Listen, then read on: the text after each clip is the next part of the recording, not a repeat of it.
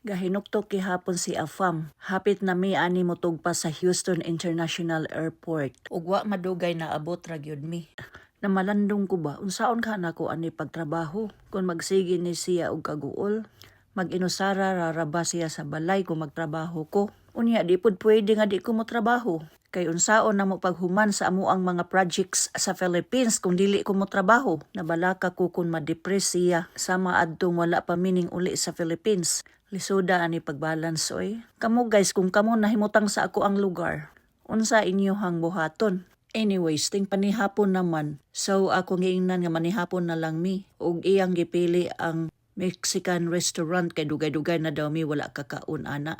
Ug mauna guys makabuyong kayo ilang serving kay dagko kaayo. Wa gyud namo mahurot. Wa pud namo dalha kay manimaho sa eroplano. Makasab-an unya mi sa ubang kano nga pasahero. So amo na lang gibiyaan, sayang unta kaayo.